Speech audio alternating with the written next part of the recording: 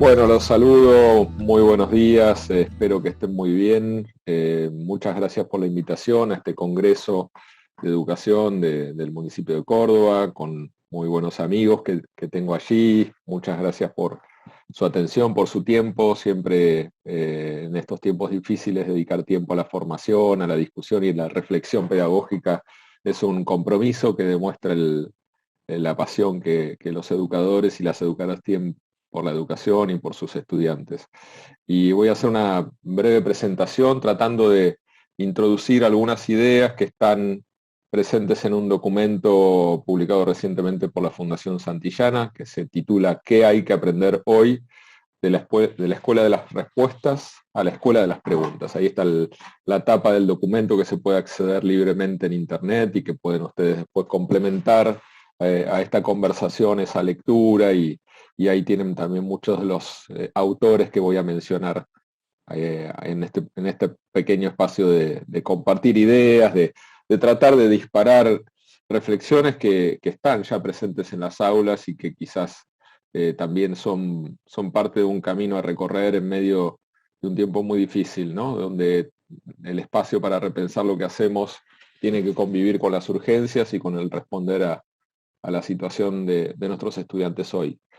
Y quiero comenzar por, bueno, un primer contexto de este mundo en el cual nos toca educar y el mundo hacia el cual vamos, ¿no? Y cómo pensar el currículum mirando hacia el futuro, ¿no? Los educadores y las educadoras somos actores del futuro.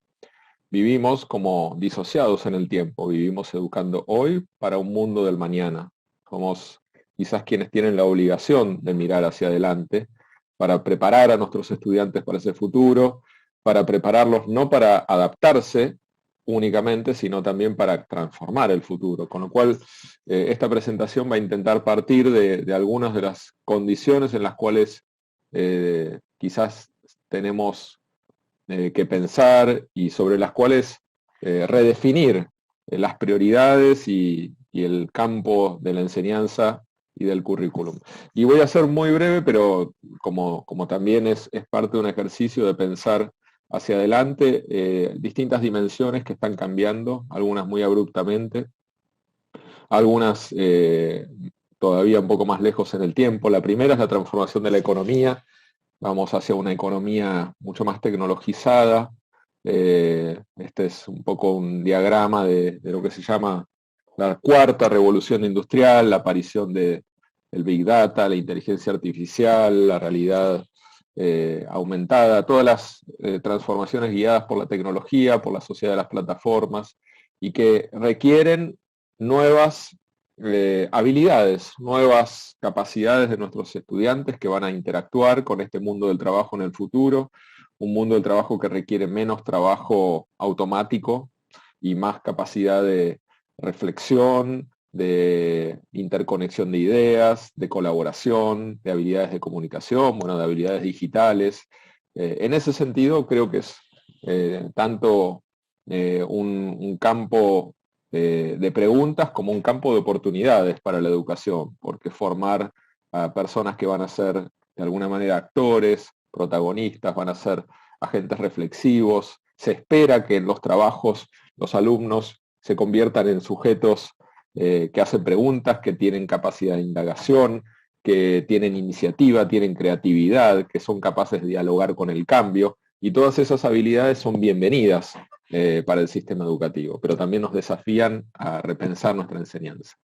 La segunda es la situación global y particular de nuestros contextos, de la desigualdad, de la crueldad de la desigualdad, de una sociedad que vive en la paradoja de la riqueza y de la pobreza combinada al mismo tiempo, en un mundo donde los que más tienen han acumulado cada vez más poder y más recursos, y donde vamos a tener que repensar cómo vivir juntos, ¿no? Y cómo lograr crear bienes públicos comunes, cómo generar espacios de igualdad y cómo dialogar con la diversidad también, ¿no?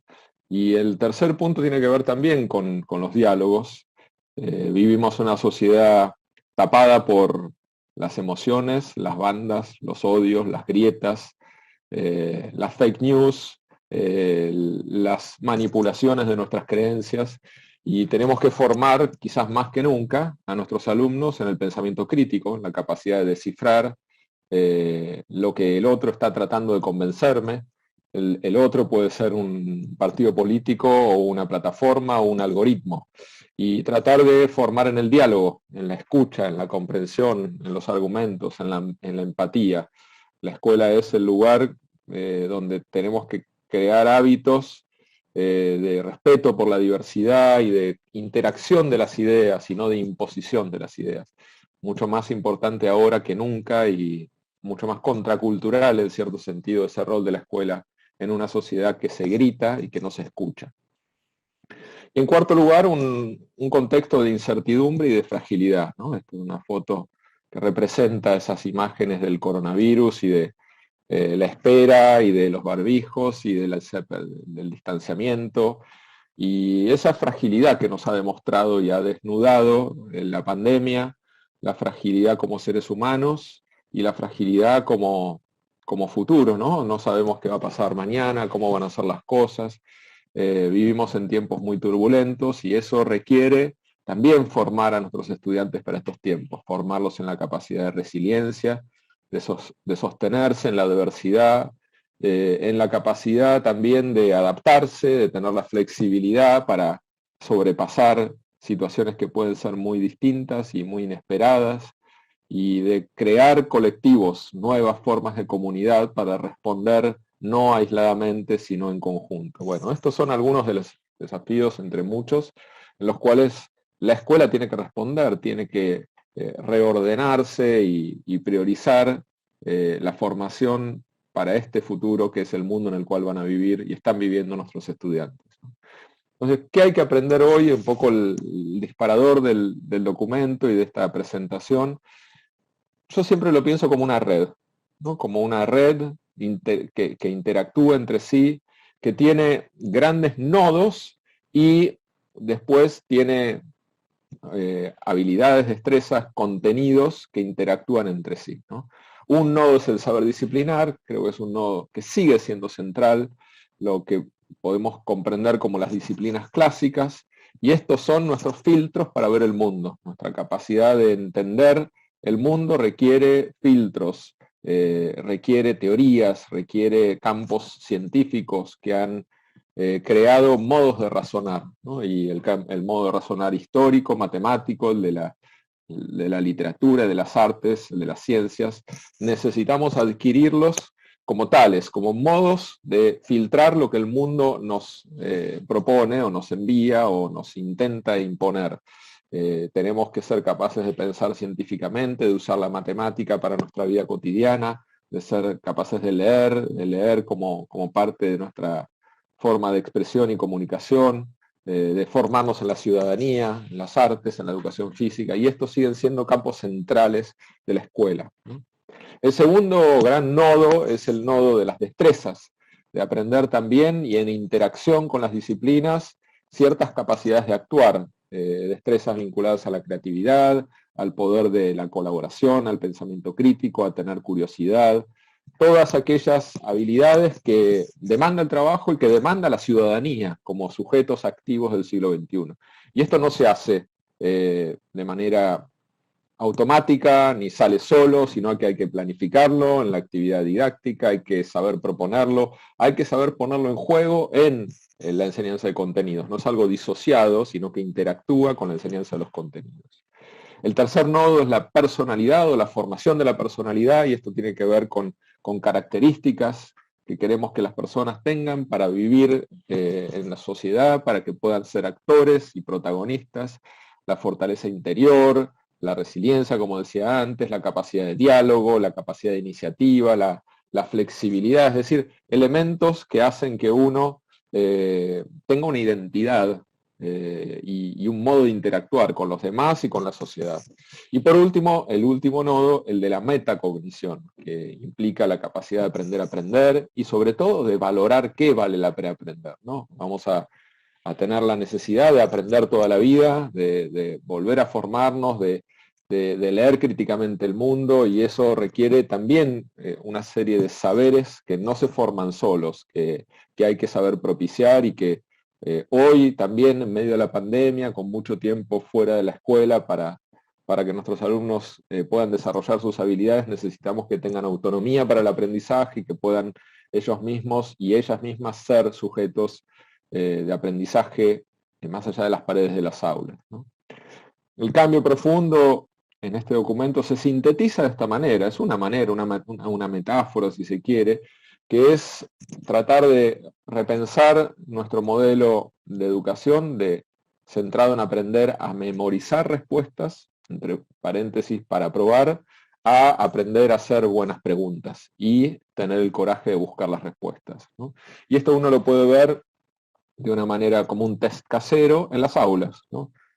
Tratando de hacer, y yo a veces lo propongo como un ejercicio para los docentes, que es mirar y tomar nota de cuántas y qué tipo de preguntas hacen nuestros alumnos en las aulas, ¿no? La pregunta es un síntoma de aprendizaje, ¿no? Uno aprende cuando tiene dudas, cuando tiene interés, cuando no le alcanza con lo que está pasando, cuando va más allá, y eso es lo que la pregunta busca, ¿no? Una puerta al más allá.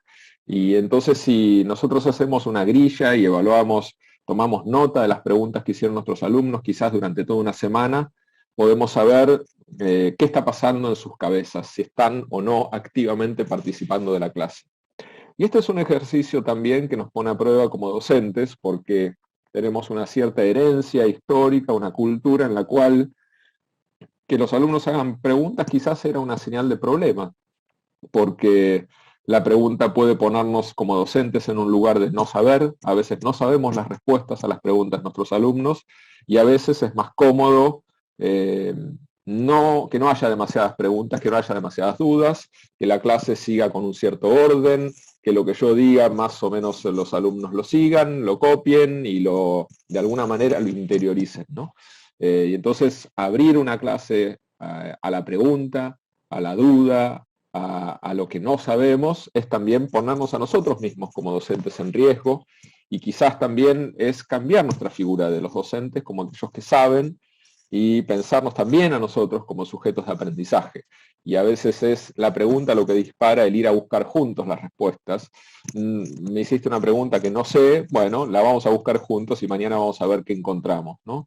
Tratar de crear un ambiente, un clima en el cual las preguntas sean parte del proceso de aprendizaje y sean síntomas, que si no aparecen, o si son preguntas de baja densidad, solamente de chequeo de una información, tampoco son verdaderas preguntas, ¿no? Las preguntas reales son aquellas que conectan un tema con otro, que conectan una materia con otra, que conectan lo que pasó en esta clase con otra situación o con una situación de la vida real o con algo que no sabemos, ¿no? Y tratar de generar ese espacio es, creo, un indicador de toda una práctica de enseñanza, ¿no? Como un camino de llegada que requiere muchos pasos intermedios. ¿Cuáles son esos pasos? Bueno, algunos de ellos los podemos recorrer muy brevemente en estas próximas filminas, caminos hacia la escuela de las preguntas. El primero es tener siempre como bastión, como punto de partida, la búsqueda de la justicia social en las aulas, la búsqueda de la inclusión plena de los estudiantes, ¿no? Que no haya creencias que definan a los estudiantes como incapaces o como limitados o como no deseados en el aula, ¿no? Pensar en nuestros estudiantes como potencia, como sujetos que siempre tienen la capacidad de aprender, de salir de sus situaciones, de sus problemas, de sus dificultades, ¿no? No hay ineducables, y las escuelas son las primeras casas de justicia y tenemos que poner en primer lugar a aquellos que tienen más dificultad, ¿no? Y humanizar también el espacio de aprendizaje, ¿no? Más todavía con lo que ha pasado en la pandemia, donde necesitamos capas extras de humanidad, de empatía, de confianza, de bienestar, ¿no? Y de cordialidad en las aulas, con las personas, entre nosotros como docentes. Entonces creo que esta primera dimensión del encuentro, del lugar del otro, de la mirada del otro, de quién es el otro en la escuela, es fundamental para abrir las puertas de un aprendizaje basado en la inclusión. Segundo camino tiene que ver con el currículum, algo que está en el centro de este documento que estoy presentando aquí, y que es la necesidad y la importancia que también la pandemia nos ha mostrado de priorizar, de saber priorizar, de tener muy claras las columnas, aquello que es muy importante que los alumnos aprendan, y de ser también curadores del currículum, curadores del conocimiento, ¿no? El aula no es el lugar donde termina el conocimiento, sino donde empieza. Y también esto nos ha revelado la pandemia, un tiempo en el cual hemos tenido que convivir como nunca antes con el aprendizaje en el hogar, con el aprendizaje a partir de las familias, con semanas donde los alumnos están y semanas donde están en su casa, o un turno a la mañana en la casa y otro a la tarde en la escuela. Y todo esto abrió también, creo, la necesidad de que la escuela y el docente, la docente, sea un curador de contenidos, que no solamente enseñe aquello que está dentro de su alcance, en su tiempo de enseñanza, de exposición, sino que también pueda conectar con lo que el alumno y la alumna puede seguir en su propio mundo, en su propio contexto. Muchas veces, bueno, si hay conexión a internet, aunque sea a veces no de la mejor calidad, ahí ya hay un montón de puertas abiertas para que el docente introduzca, ¿no? Que no sea algo que el alumno solamente hace por iniciativa personal, sino el docente que está, por ejemplo, en el campo de la literatura, que sepa que hay distintas páginas de booktubers y que uno puede introducir al mundo de la literatura adolescente a través de toda una serie de portales, de espacios de lectura, de participación, de socialización, y que es cada vez más el rol del docente conocer esos espacios para que lo que ocurre en el aula sea el inicio de un proceso, por ejemplo, de encuentro con la lectura, ¿no? Y priorizar el currículum es cada vez más importante porque tenemos tiempo limitado y porque a veces el currículum es demasiado largo, y eso implica también definir claramente qué es lo importante, ¿no? Aquí presento un diagrama de algo que está presente en un trabajo muy interesante de David Perkins sobre qué hay que aprender, qué es lo que vale la pena aprender, ¿no? Y Perkins habla muy claramente de que lo que vale la pena aprender tiene que perdurar en la vida de los estudiantes, y propone una serie de círculos de la comprensión, ¿no? Que uno tiene ahí, este sería como un diagrama para poner claramente en el centro aquello que los alumnos van a usar en distintas situaciones de su vida, que sirve para poder posicionarse frente a su vida y que crea habilidades expansivas.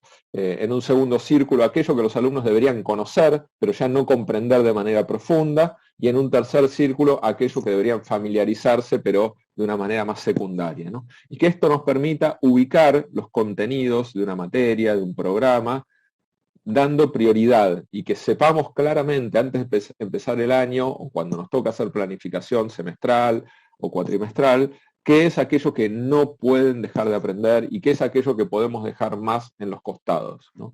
Este ejercicio también hace que los docentes sean actores del sistema educativo. Los docentes todo el tiempo están tomando decisiones curriculares, no son meros aplicadores.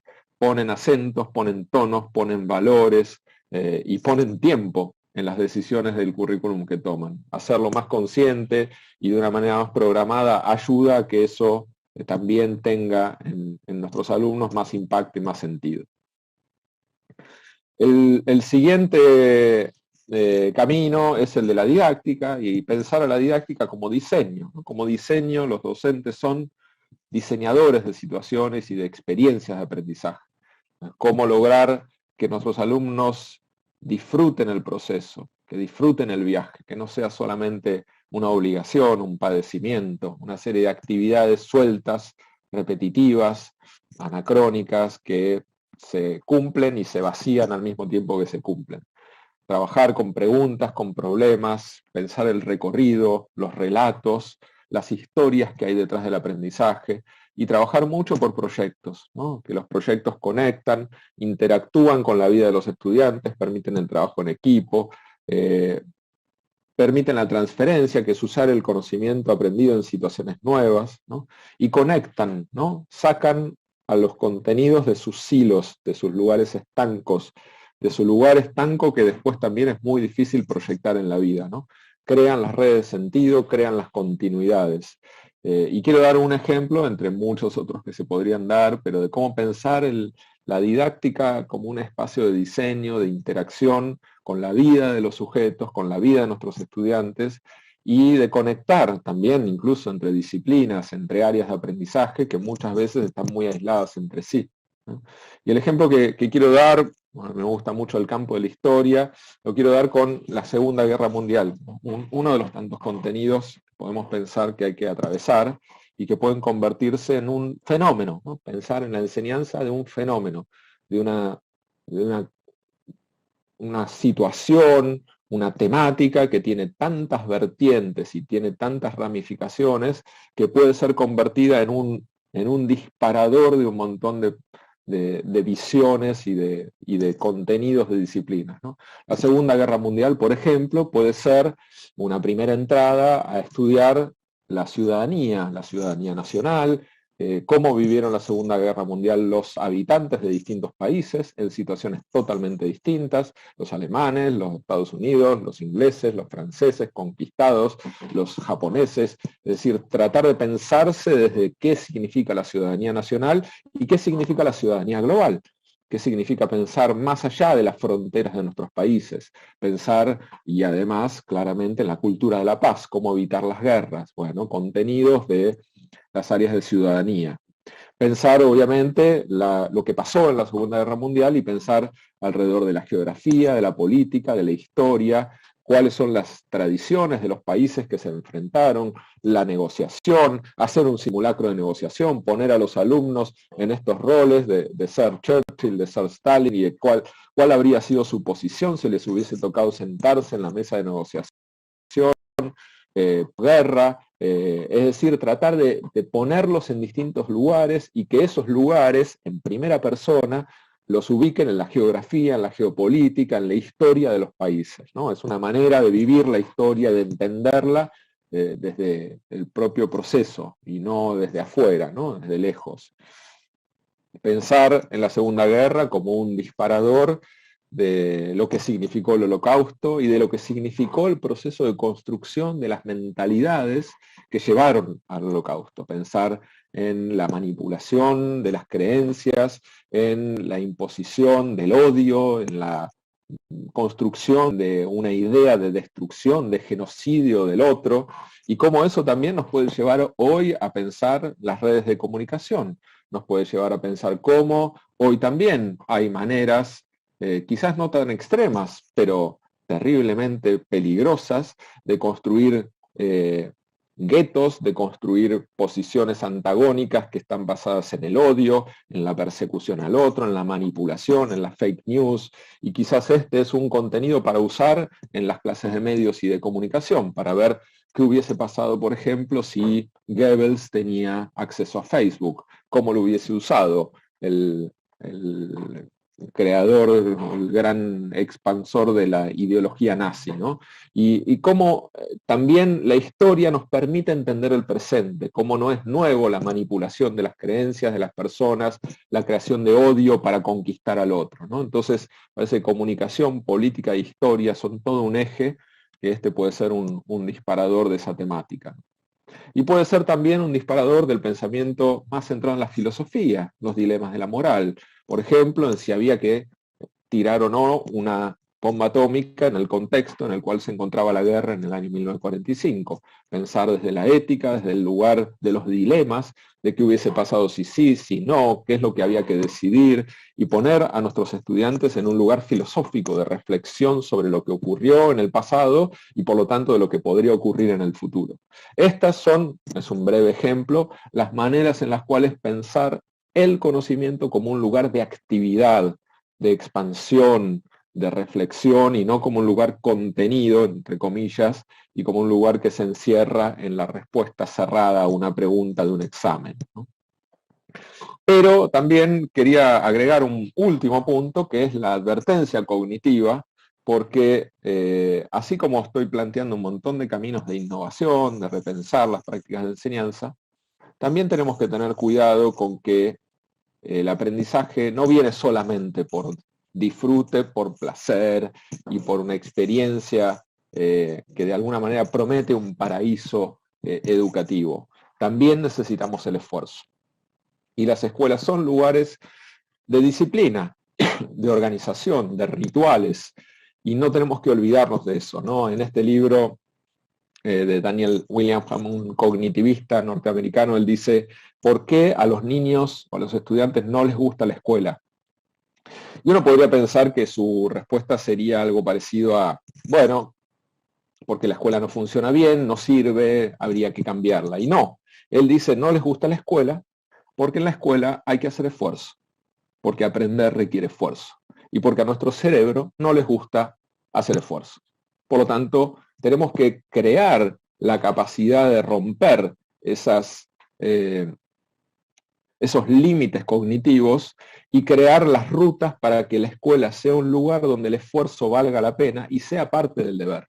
No es solamente ir hacia un lugar de disfrute, es disfrute, es proponer a los estudiantes actividades que sean desafiantes, pero es también cultivar el esfuerzo, el valor de hacer algo que no me gusta porque vale la pena el resultado final que voy a obtener de todo ese trabajo de aprendizaje, de todas esas prácticas en matemática para poder dominar la matemática, para poder actuar en el mundo. Es decir, no pensar que una cosa viene sin la otra. Es en la combinación donde la escuela se hace potente. También aquí es donde vale la pena que los propósitos, los proyectos, las propuestas que hacemos sean interesantes para que el esfuerzo que hagamos y los momentos difíciles valgan la pena en pos de ese objetivo común. Y en definitiva, con esto quiero cerrar un poco con una síntesis.